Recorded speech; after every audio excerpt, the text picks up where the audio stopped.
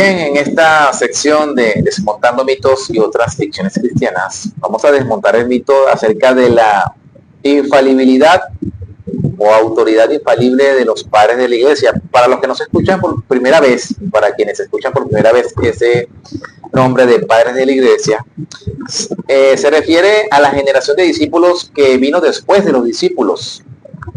Y están los que se llaman los padres apostólicos, que fueron discípulos directos de los apóstoles, en este caso del apóstol Juan y del apóstol Pablo.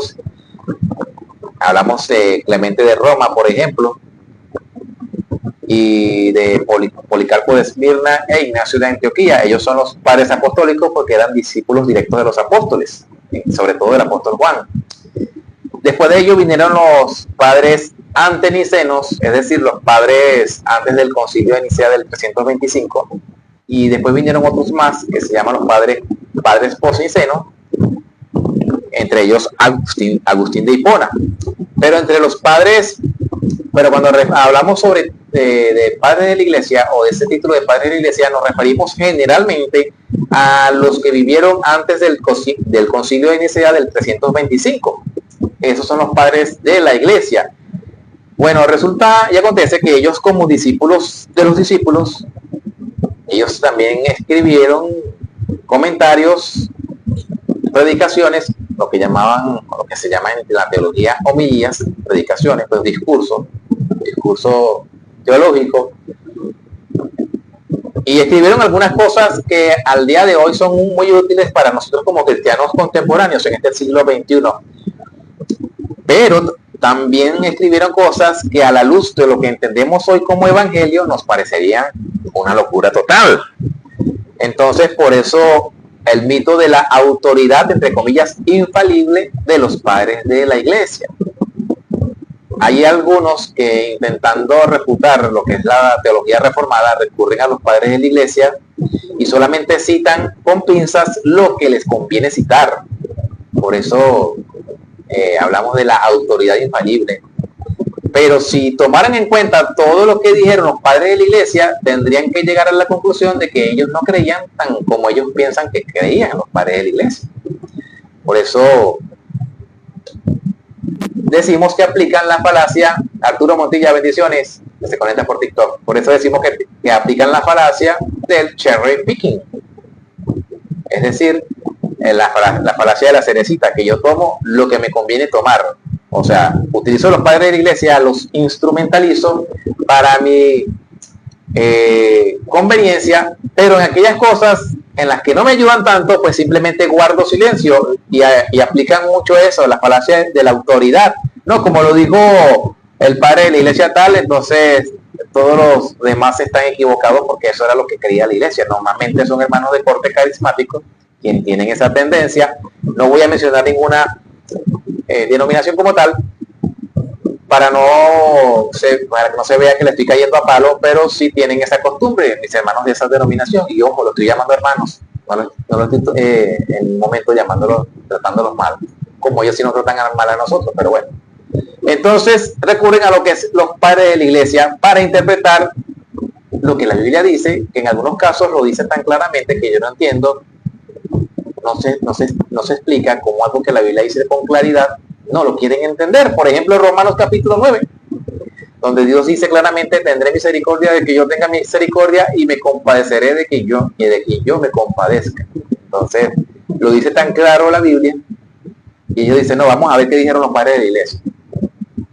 Si lo está diciendo la Biblia tan claro, ¿para qué recurrir a otra fuente? A una fuente falible. Entonces, voy a leer por acá una publicación que hizo Edgar Pacheco en Facebook y dice, y comienza con una pregunta: ¿por qué es importante considerar a los padres en su consenso mayoritario, el consensum patrum, a la hora de hacer apologética y no aceptar declaraciones individuales como vinculantes? Es decir, porque es importante conocer lo que ellos dijeron, que en lo que se pusieron de acuerdo, lo que se llama el consensum patrum, o sea, el consenso patrístico, a la hora de hacer apologética y no aceptar declaraciones individuales como vinculantes, es decir, como autoridad infalible.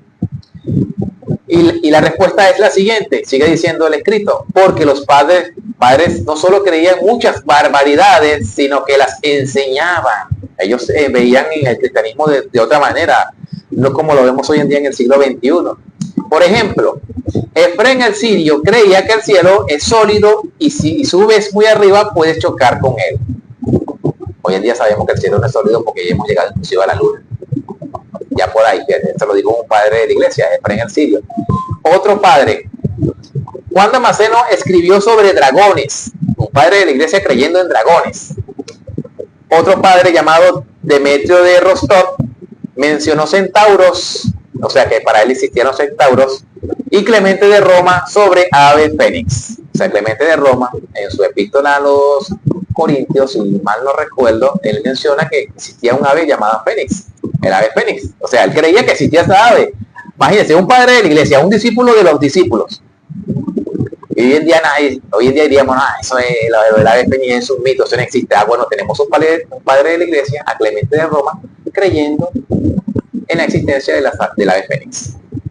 Sigue diciendo, no olvidemos que Orígenes se cortó los cocos interpretando la Biblia, y lo de los cocos usted me entenderá, interpretando la Biblia, y Jerónimo creía que morir de inanición no era del todo malo. Jerónimo era un padre de la iglesia en el siglo IV, el que tradujo la Biblia de los idiomas originales del hebreo, arameo y griego al latín, lo que se conoce como la Vulgata latina. Bueno, Jerónimo decía que morir de inanición no era del todo malo, es decir, abstenerse de hambre o abstenerse de comer alimentos, pasar hambre pues.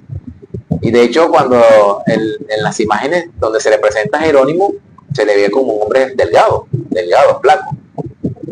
Entonces, aquí hablando de los católicos, se interpretan algunos dichos de Agustín, o interpretando algunos dichos de Agustín de Hipona, se lanzaron a perseguir herejes y matarlos, y la Inquisición bebió del pensamiento radical de algunos padres. O sea, se fueron al extremo de sistematizar todo un sistema de represión, justamente apoyándose en los padres de la iglesia. Por eso es que los padres de la iglesia hay que leerlos con cuidado, a la luz de las escrituras.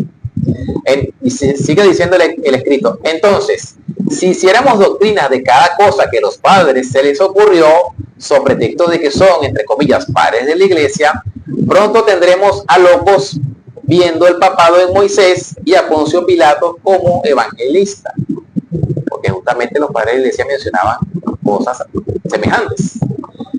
Y sigue diciendo, así que consensum patrum significa justamente eso, consenso.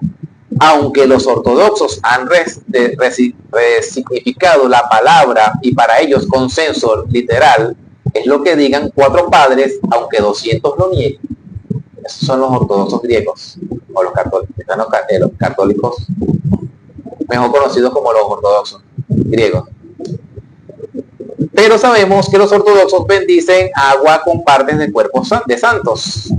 Y dice aquí Edgar Pacheco, plop, sin dejar de lado que ellos creen que los padres fueron divinamente inspirados, a pesar de las locuras que algunos dijeron.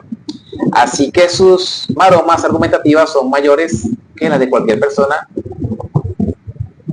Así de simple. Esos tíos siguen en el siglo XVI. Y algunos, hablando de los católicos, que no tenemos nada en contra de ellos, pero también hay cristianos que siguen en el siglo XVI, que la reforma no les dio la luz suficiente o no quieren aceptar esa luz, y por eso recurren a los padres de la iglesia para encontrar en ellos lo que se llama una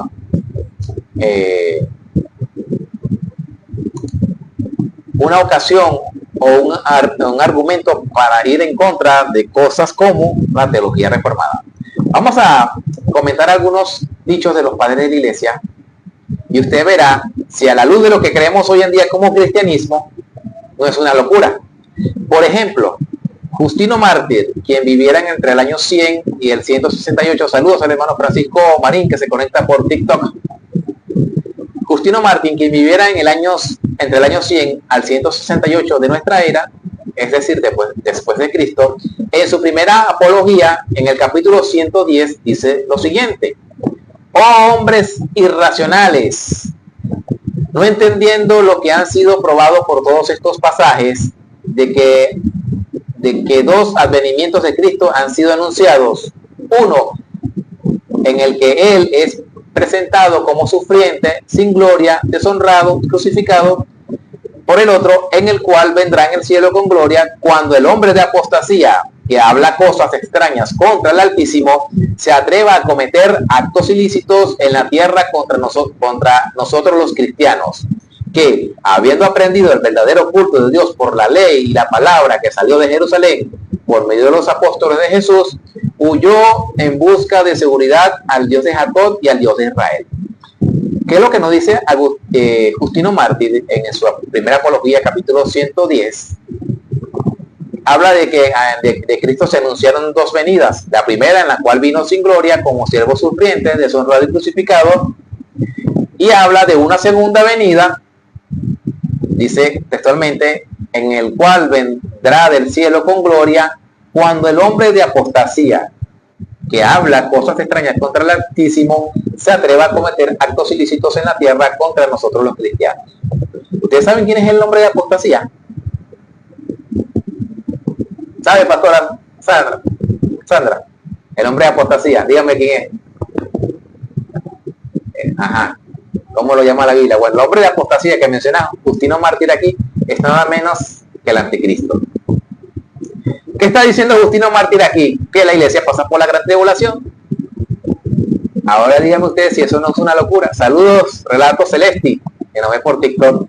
Díganme si eso no es una locura para muchos cristianos hoy en día. No, la iglesia no va a pasar por la gran tribulación, se va en el rapto secreto. Bueno, Justino Mártir dice que la segunda venida de Cristo se va a dar cuando el hombre de apostasía, es decir, el anticristo, que habla cosas extrañas contra el Altísimo, se atreva a cometer actos ilícitos en la tierra contra nosotros los cristianos.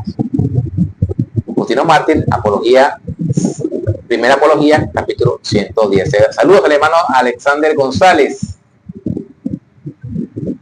Aquí tenemos un padre de la iglesia en el siglo II diciendo que la iglesia pasa por la gran tribulación. Como dice por allí algún personaje, agárrese del mismo. Ajá. Ireneo de León, quien viviera entre el año 140 al 202, en su obra Contra los herejes, libro 5, capítulo 36, párrafo 1, dice: el que ha de venir matará a tres y someterá al resto a su poder, y él mismo será el octavo entre ellos, y asolará a Babilonia, la quemarán con fuego, y darán su reino a la bestia, y harán huir a la iglesia. Después de esto serán destruidos por la venida de nuestro Señor Jesucristo. Ireneo también mencionando de que viene, dice el hermano Alexander González. Así es, amén, lo esperamos. Aquí está diciendo Ireneo en el siglo II de que hará huir a la iglesia. ¿Quién? El anticristo. Bueno, y no se supone que la iglesia no va a pasar por la gran tribulación. Y aquí tenemos un padre de la iglesia diciendo que sí. Siglo II. Ireneo, por cierto, fue discípulo de Policarpo, y Policarpo fue discípulo del apóstol Juan. Dígame usted si no estaba cercano a la teología apostólica. Otro padre de la iglesia, Tertuliano, muy citado por alguien en las redes sociales. Tertuliano vivió entre el año 150 y 200 después de Cristo. En su obra sobre la resurrección de la carne, capítulo 25, dice que la ciudad de la fornicación pueda recibir de los 10 reyes su merecido destino. Apocalipsis 18. Y que la bestia anticristo con su falso profeta pueda hacer la guerra a la iglesia de Dios. Ajá, ¿acaso la historia de la iglesia no han? Sí, así es, hermano Alexander. Pero aquí estamos leyendo padres de la iglesia que dicen que la iglesia va a pasar por la gran tribulación. Ya ven por qué es peligroso usar la falacia de la autoridad para llevarle la contraria a la teología reformada. Como dicen hoy en día, se están disparando en su propio pie. Tertuliano habla de que la bestia con su falso profeta puede hacer la guerra a la iglesia de Dios. Siglo II. Tenemos otro padre, Hipólito, quien viviera entre el año 160 al 240 después de Cristo. en su tratado sobre Cristo y el anticristo, en el capítulo 61, dice: eso se refiere a los 1260 días, la mitad de la semana, durante los cuales el tirano reinará y perseguirá a la iglesia, que huye de ciudad en ciudad y busca ocultarse en el desierto entre las montañas. Otro padre de la iglesia diciendo que el anticristo perseguirá a la iglesia. Es decir, la iglesia pasará por la gran tribulación. Ya ven por qué es peligroso asumir una postura cerrada y usar los padres de la iglesia como autoridad supuestamente para refutar la teología reformada. Si usted cita a un padre de la iglesia, tiene que aceptar todo lo que él dijo, no que son inspirados, pues. Un último comentario sobre lo que es el milenio. Hay muchos errores en la teoría del dispensacionalismo. Bueno, sí, ese es otro tema. Sobre lo que es el milenio, algunos hablan de que el milenio es algo literal en el cual Cristo, que es la postura mayoritaria, en la cual Cristo reinará por 1000 años en la tierra. Eso lo creyeron mucho la iglesia primitiva y eso es lo que cree el dispensacionalismo. Déjeme, antes de continuar, sobre la segunda venida de Cristo, hay 4 posturas que interpretan cómo será la venida de Cristo. La iglesia primitiva tenía lo que se llama el premilenialismo histórico clásico. Ellos creían efectivamente en un reino literal de 1000 años, pero también, como ya vimos, creían que la iglesia pasa por la gran tribulación. La segunda postura que tenía la iglesia primitiva, pero muy poca, era minoritaria. El premilenialismo histórico era dominante. La otra postura es el amilenialismo, que es lo que creen los reformados, que creemos que ya Cristo está gobernando en lo que se conoce como el ya, pero todavía no. Es decir, Cristo es rey, pero todavía su reino no se ha hecho del todo manifiesto. Nosotros decimos que Jesús es rey, independientemente de la postura teológica que usted adopte. Y esa postura estuvo allí muy escondida, y cuando llegó el tiempo de Agustín, pues la iglesia, lo que se conoce como la iglesia católica romana, la adoptó, y la iglesia reformada continuó con esa tradición porque veían, se habla del reino inaugurado, exactamente, hermano Alexander, ha dado en el clavo, el reino inaugurado, eso es el amilenialismo, postura que este servidor tiene. Los reformadores continuaron con esa tradición, por eso los cristianos de denominación reformada son amilenialistas, pero también dentro de la postura reformada, saludos, siervo reformado, dentro de la postura reformada está el postmilenialismo, que básicamente ellos creen en que la iglesia va a evangelizar el mundo, va a haber una época dorada, porque va a haber un avivamiento donde van a haber conversiones masivas, y después de eso viene el Señor Jesucristo. Bueno, y la cuarta es el premilenialismo dispensacional, que es la más conocida en nuestra época. Y las 3 primeras, hablo del premilenialismo histórico, el amilenialismo y el postmilenialismo, tienen una cosa en común, entre sus diferencias, pero tienen una cosa en común, y es que creen que la iglesia va a pasar por la gran tribulación. La única que no cree eso es el premilenialismo dispensacional. Ya, pero de aquí le acabo de dar ejemplos de padres de la iglesia que creen que la iglesia pasa por la gran tribulación.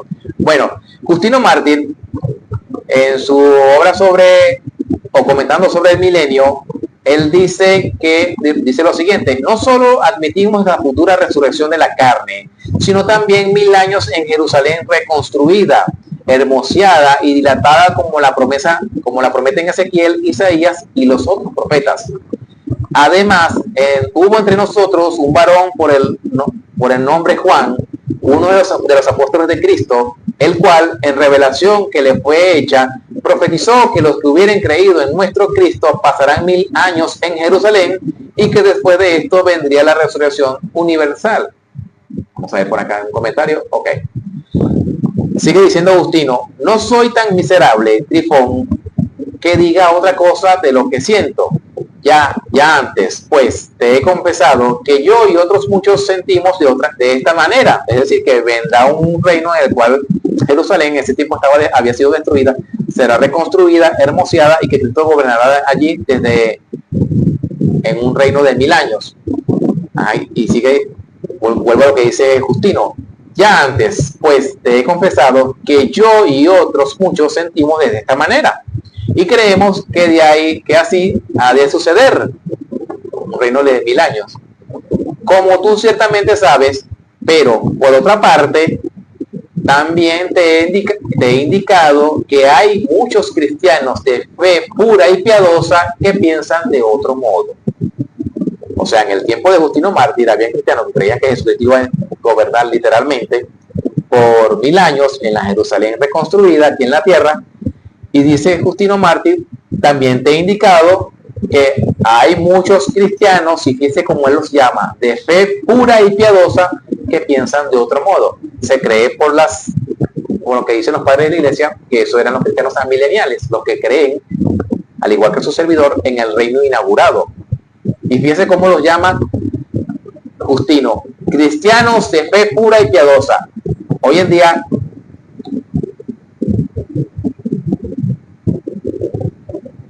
que dice por acá Mauricio Blanco, Papías, discípulo directo del apóstol Juan y amanuense del evangelio de Juan, creía en una tribulación y en un milenio. Ok, ciertamente.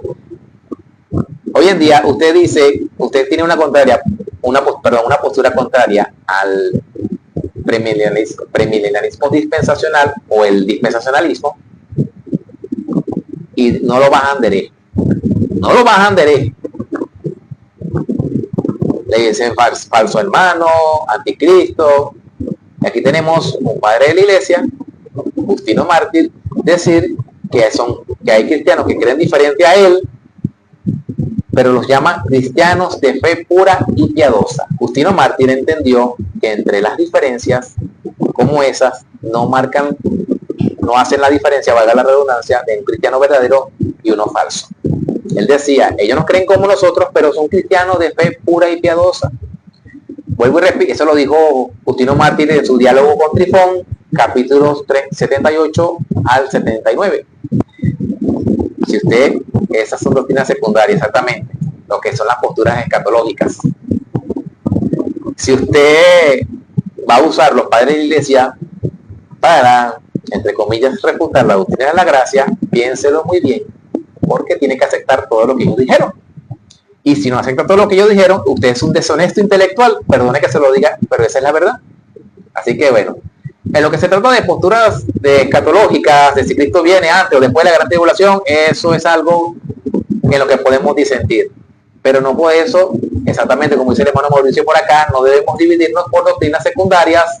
Yo soy premilenialista y amo a mis hermanos en comunión. Amén, amén. A mileniales, y tengo comunión con ellos. Amén, así es. Esa es la actitud. Lo que es secundario, como dice el lema que leemos al principio de este programa, de Richard Baxter, en las cosas necesarias, la unidad. ¿Qué es lo necesario?